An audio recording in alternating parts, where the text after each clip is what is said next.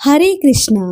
ओम नमो भगवते वासुदेवाय नमः। सफला एकादशी को सफलता और समृद्धि का द्वार कहा जाता है। भक्तजनों, आज की इस वीडियो में हम सफला एकादशी व्रत कथा का वर्णन करेंगे। अगर आपको ये वीडियो पसंद आए तो इस वीडियो को लाइक, शेयर और हमारे चैनल को सब्सक्राइब जरूर करें। तो आइए सुनते हैं सफला एकादशी व्रत कथा का महत्व। धर्मराज युधिष्ठिर श्री कृष्ण से कहने लगे कि हे जनार्दन, मैंने मार्गशीर्ष शुक्ल एकादशी अर्थात मोक्षदा एकादशी का सविस्तार वर्णन सुना। अब आप कृपा करके मुझे पौष मास के कृष्ण पक्ष की एकादशी के बारे में बतलाइए। इस एकादशी का क्या नाम है तथा इसके व्रत का क्या विधान है, इसकी विधि क्या है, इसका व्रत करने से किस फल की प्राप्ति होती है, कृपया यह सब विधान पूर्वक कहिए। भगवान श्री कृष्ण बोले, पौष मास के कृष्ण पक्ष में आने वाली इस एकादशी को सफला एकादशी कहा जाता है। इस एकादशी के देवता श्री नारायण हैं। विधि पूर्वक इस व्रत को करना चाहिए। जिस प्रकार नागों में शेषनाग, पक्षियों में गरुड़, सब ग्रहों में चंद्रमा, यज्ञों में अश्वमेघ और देवताओं में भगवान विष्णु श्रेष्ठ हैं, उसी तरह सब व्रतों में एकादशी का व्रत श्रेष्ठ है। जो मनुष्य सदैव एकादशी का व्रत करते हैं वे मुझे परम प्रिय हैं। इसका महात्म्य मैं तुमसे कहता हूँ, ध्यान पूर्वक सुनो।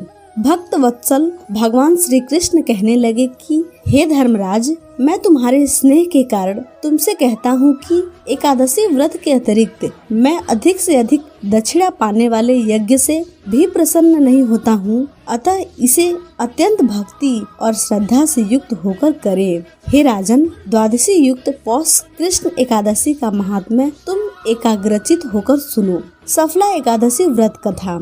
चंपावती नगरी में एक महिष्मान नाम का राजा राज्य करता था। उसके 4 पुत्र थे। उन सब में लुम्पक नाम वाला बड़ा राजपुत्र महापापी था। वह पापी सदा पर स्त्री और वेश्यागमन तथा दूसरे बुरे कर्मों में अपने पिता का धन नष्ट किया करता था। सदैव ही देवता, ब्राह्मण, वैष्णवों की निंदा किया करता था। जब राजा को अपने बड़े पुत्र के ऐसे कुकर्मों का पता चला तो उन्होंने उसे अपने राज्य से निकाल दिया। तब वह विचार करने लगा कि कहाँ जाऊं, क्या करूं। अंत में उसने चोरी करने का निश्चय किया। दिन में वह वन में रहता और रात्रि को अपने पिता की नगरी में चोरी करता तथा प्रजा को तंग करने और उन्हें मारने का कुकर्म करता। कुछ समय पश्चात सारी नगरी भयभीत हो गई। वह वन में रहकर पशु आदि को मारकर खाने लगा। नागरिक और राज्य के कर्मचारी उसे पकड़ लेते किंतु राजा के भय से छोड़ देते। वन में एक अति प्राचीन विशाल पीपल का वृक्ष था। लोग उसकी भगवान के समान पूजा करते थे। उसी वृक्ष के नीचे वह महापापी लुम्पक रहा करता था। इस वन को लोग देवताओं की क्रीड़ास्थली मानते थे। कुछ समय पश्चात पौष कृष्ण पक्ष की दशमी के दिन वह वस्त्रहीन होने के कारण शीत के चलते सारी रात्रि सो नहीं सका। उसके हाथ पैर अकड़ गए।